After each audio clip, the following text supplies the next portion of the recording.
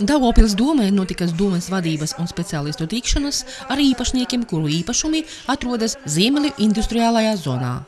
Runa gāja par pašvaldības ieceri veikt infrastruktūras modernizāciju šajā teritorijā. Tā ir teritorija, kas atrodas bijušās ķīmiskās šķiedras rūpnīcas teritorijā, un pašlaik ir radusies iespēja piesaistīt Eiropas Savienības struktūru fondu līdzekļus šīs teritorijas attīstībai. Mums ir iespēja sakārtot ceļus, nomainīt komunikācijas, izveidot jaunu apgaismojumu, bet šī teritorija, gan ēkas, gan arī zeme nepiedar pašvaldībai, tā piedar uzņēmējiem. Un, lai mēs varētu tur veikt renovācijas darbus, mums ir nepieciešama uzņēmēja piekrišana. Tiešām lielākā problēma, ar ko saskarās pašvaldība uzsākot darbu pie šī projekta, bija īpašumtiesības.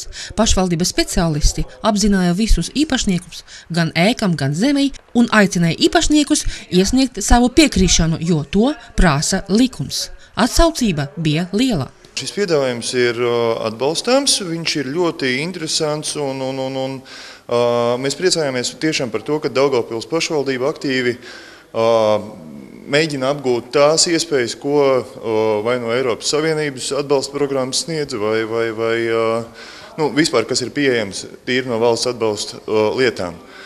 Un mēs, protams, arī ļoti pozitīvi skatāmies uz šo te projektu un procesu. Ir, protams, vairākas nianses, kas ir jāizvērtē, bet domājams, ka kopumā mēs nonāksim pie pozitīva rezultāta. Mēs jau vairāku mēnešu garumā darba grupā strādājam individuāli ar katru uzņēmēju, lai saņemtu nepieciešamās atļaujas, lai viņi piekristu šīs teritorijas nodot pašvaldībai bezatlīdzības lietošanā, lai mēs varētu īstenot projektu. Visi ir piekrituši likuma kārtā palīdzēt pašvaldībai īstenot šo projektu. Jankovskas kundze pateicās visiem uzņēmējiem par atsaucību, vēlreiz aicināja uz ciešu sadarbību, jo šīs projekts svarīgs pašvaldībai. Uzņēmēju darbības veicināšana ir pašvaldības prioritāte, jo tikai tā var attīstīt visas pilsētas ekonomiku. Arī uzņēmējiem tas ir svarīgi, jo uzlabos darba kvalitāti, cels īpašumu vērtību, attīstīs industriālo zonu kopumā. 30. maijā Rīgā notika Daugavpils domes priekšsēdētājas pirmā vietnieka Vitālija Azareviča un Rotko centra vadītāja Aleksija Burunova tikšanās kultūras ministrijā, kas bija veltīta Rotko centra statusam un valsts atbalstam centra darbībai. Marka Rotko centrs ir ļoti vajadzīgs. Vispirms mēs gribam noteikti atbalstīt turisma jomu, mūsu cietoksni, mūsu Perlijā. Un šī gadījumā Marka Rotko centrs būs viens no apmeklētākajiem objektiem mūsu cietoksnī, turisma objektiem, un tas ir pirmais un galvenais mērķis. Otrais, protams, ka mēs turpināsim to sadarbību par plenēru, kur brauc mākslinieki no visas pasaules pie mums un zīmē un rāda savas izstādes, savas plenēras darbus, jā. Šīs viss process turpināsies un ļoti veiksmīgi es ceru, ka 13. gadā 1. janvārī šīs centrs jau sāk funkcionēt. Bija panākta vienošanās par centra statusu. Kultūras ministrijas redzējums ir, ka Rotko mākslas centram jābūt pašvaldības iestādi. Pēc pārunām pašvaldībai ir garantēts arī valsts finansējums centra darbībai. Mums būs delegēšanas līgums no kultūras ministrijas par to, kā ne tikai vienu gadu kultūras ministrija līdzfinansēs mūsu centru, bet arī turpmākajos gados arī šis finansējums saglabāsies. Jā. Par tādu nodomu protokolu mēs vienojamies. Un šobrīd summa paredzēta tuvu 100 000 latiem, kuri būs līdzfinansēti un kuru mēs piedāvāsim kultūras ministrijai uz apspriešanu kopā ar finanšu ministriju. Pirmajā vasaras dienā Daugavpils cietoksnī notika bērnu rehabilitācijas vasaras programmas atklāšana bijušā bērnu patversmes Auseklītes telpās. Mēs ceram, ka tā būs sociālās rehabilitācijas centra bērniem un jauniešiem. Analoģiskais centrs mums sen strādā Liepājas 4 pensionāram un invalīdiem, un mēs ceram, ka šeit būs tāds centrs, kas piemērots bērniem un jauniešiem. Šī sociālā programma Cietoksne darbojas jau 2. gadu. Tās nozīme augstu vērtē ne tikai paši iedzīvotāji, bet arī mikrorajona administrācija. Liels prieks, ka šodien tiešām mācību gada beigās šis centrs tiek atklāts. Pagaidām tas ir vasaras periodā, jā, bet tā kā Cietoksne ir pietiekoši daudz bērnu un Cietoksnes ir diezgan sarežģīts mikrorajons, mēs tā ceram, ka arī gada laikā šāds centrs darbosies. Pie kam arī ir ļoti patīkami, ka šī ēka sāks darboties, jo pusgadu viņa netika izmantota. Ja? Un bērni sadarboties gan ar pārvaldi Cietokšņu, gan ar kultūras informācijas centru kopā. Ja? Es domāju, ka mēs izdomāsim daudz interesantu lietu un projektu, jo bērni brīvā laikā bieži vien nodarbojas gan ar labām lietām, gan arī nevisai labām lietām. Tā kā es domāju, ka viņi pēc šiem centra apmeklētājiem kļūs varbūt lielāki patrioti savas teritorijas Cietokšņā un ko attīstīs arī. Bērnu un jauniešu rehabilitācijas programmas izveide un finansēšana ir daļa no kopējās bērnu vasaras nodarbinātības programmas pilsētā. Daugavpils pilsētas doma uzskata par galveno prioritāti tieši vasaras perioda bērnu vasaras nodarbības un bērnu aizņemtība tieši kad notiek vasaras brīvdienas. Un šodien arī ir labs piemērs šeit Cietokšņa mikrorajona, kad sociālo lietu pārvalde jau tradicionāli rīko vasaras nodarbinātību bērniem tieši Cietokšņa mikrorajona. Sociālietu pārvalde pilnveidoja sociālās rehabilitācijas programmu, piedāvāja tādu ļoti interesantu plānu un pasākumus, kuri gaida bērnus visu vasaras periodu. Sociāla lietu pārvaldei saistībā ar bijušās patversmes Auseklītes telpām ir lieli plāni. Šīm telpām jākļūst par sociālā darba centru Cietoksnī. Būs ērti mūsu Cietokšņa ciemata iedzīvotājiem, jo viņi uzreiz var saņemt gan konsultāciju, gan palīdzību.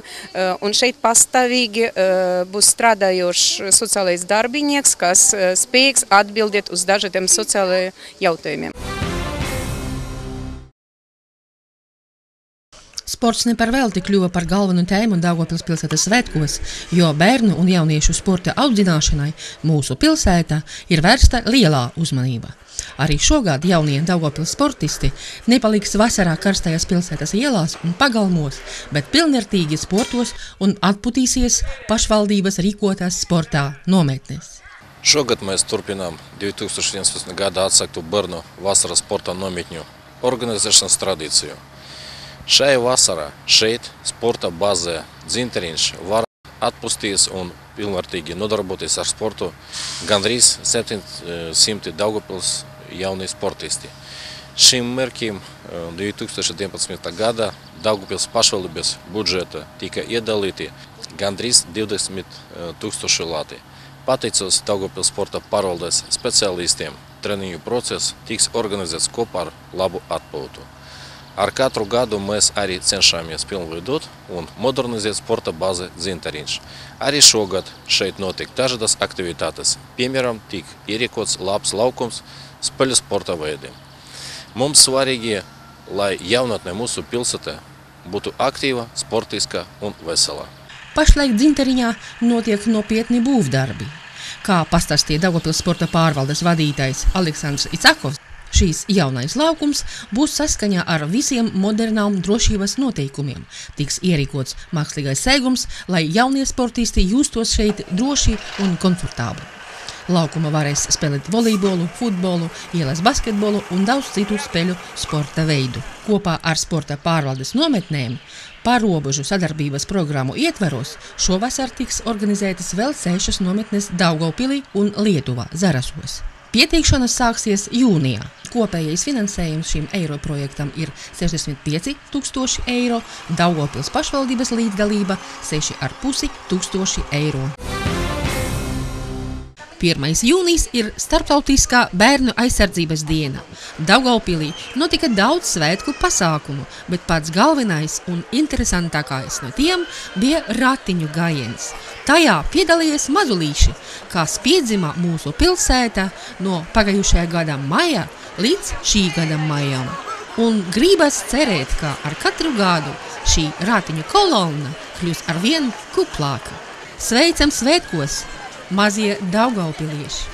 No visas sirds gribu sveikt visus pilsētniekus šajās skaistajos svētkos un novēlēt, lai šo maza pulka būtu ar katru gadu vairāk un vairāk.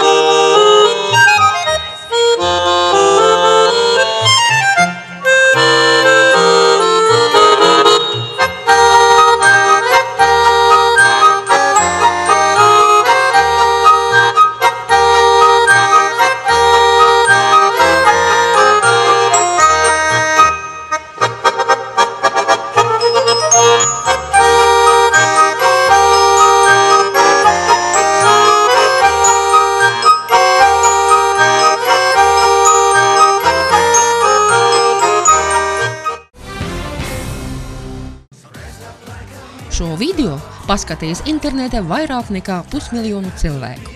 Tas ir interesants, aizraujošs, masveidīgs un ļoti neparasts pasākums.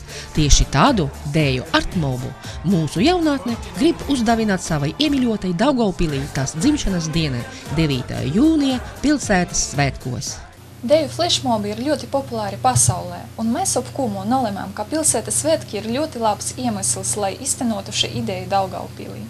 Lai labi, sinhroni un skaisti dejotu, vajag daudz mēģinājumu. Ja jums ir vēlēšanas pieteikties šim pasākumam, mēs norīkojam treniņus vakaros kinoteātri Renesansē. Mūsu treneris Aleksandrs Lukšans, Top Time Dance studio vadītājs, safilmēja deju kustības, lai ikvienam būtu iespēja piedalīties lielajā deju flešmobā.